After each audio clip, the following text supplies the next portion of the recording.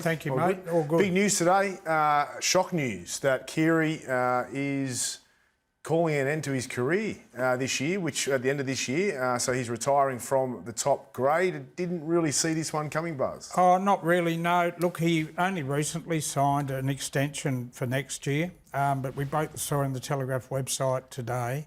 I think it's concussion related. He's had a lot of knocks, one a few weeks ago.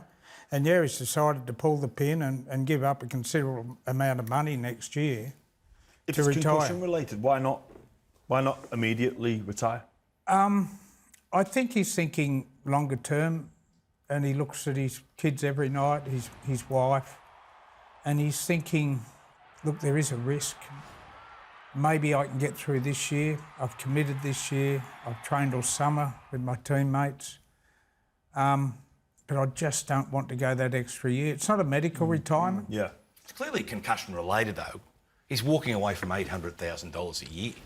No one just walks away, do they? Has he said it's concussion related? He hasn't said the words, no. Because he only just re-signed only a few months ago for that extra year. So I'm not so sure it is actually concussion related. Yeah. The way he plays, like he plays way above his weight. He's a small-natured person.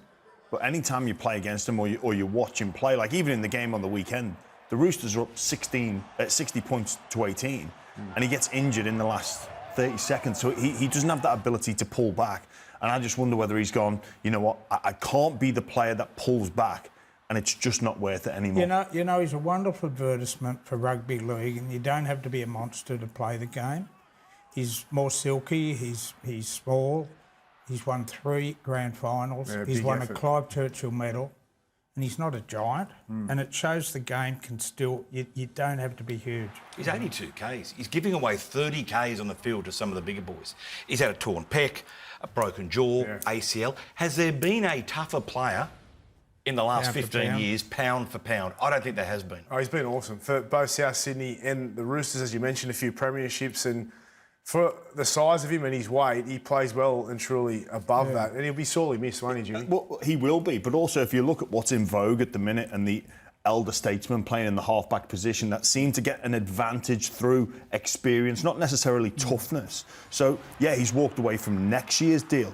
But also, if you look at the careers of Cherry Evans, Ben Hunt, and Sean Johnson, like they've extended right into their mid-30s that don't show any sign of slowing down. So, you know, he's walked away from more than just next year, in my opinion. He was really good last week against the Dragons, and he's had a bit of pressure on him too, so have the Roosters, and he stood up. He always sort of bounces back, doesn't he, from any little form slump that he has. He's been such a consistent player. Yeah, it's really interesting. I had a really good conversation with him on the phone 2 weeks ago, and he was talking about, you know, being at the back end of the career and how much harder the game is for a man of his size. He used this example. He said when he started in rugby league, there were probably only 2 giant edge forwards. That was Tony T-Rex Williams and Frankie Pritchard, both at the Bulldogs. And they were very, very hard men to bring down. But every time you run onto a football field now, you've got Billy Kikau, Olakau'atu, Kalamatangi, the big fella. It's a much tougher job than it was when he came into the game. He's a spot too in defence. They go after him, don't they? Well, so he cops it every week. Most halves cop it, but he is small for a half. They're getting bigger, the halves, because of obviously the training and the professionalism now, and they've put a bit of weight on over the years now. He played one Origin, 2 Test matches, which was, I mean, a great honour for him, an achievement. Could he have played more? Do you think he should have played more rep footy, Luke? Well, look, he claims to be from Queensland. He's born in Queensland. He wanted to be a Queenslander, but due to the eligibility rules, he qualifies for New South Wales, which clearly doesn't do him any favours in that situation, does it? Well, the harder team, when he was likely to get a start, would have been Queensland, because they were winning 8 series in a row, and they had Thurston and Cooper Cronk playing halves, so he was never going to get an opportunity then. But New South Wales had been equally as strong. So I said he won 3 titles, a Clive Churchill medal. You're probably right, he might have played some more at footy. Answer to your question, Braith. These are the players that have played 6 for the Blues in the last 10 years. Josh Reynolds, Mitch Pearce, Matt Moylan, James Mahoney, Cody Walker, Jerome Luai, Jack Whiten. All great players, but there's no long-term legend in there. So there's no Brett Kenny, no Brad Fittner, no Laurie Daly. So I think he could deemed unlucky not to have played a bit more. Very true. Now, 3 tests for Ireland as well. well, that's true. We forgot about that one, Jimmy. Now, importantly for the Roosters, with Keary moving on, they free up some money. Does that mean Sam Walker gets an extension? Will there be a focus on that now? Any mail on that? Well, Sam Walker has got next year to go. He's a free agent to talk to rival clubs in November. It bumps his value up unbelievably strong without Luke Keary there.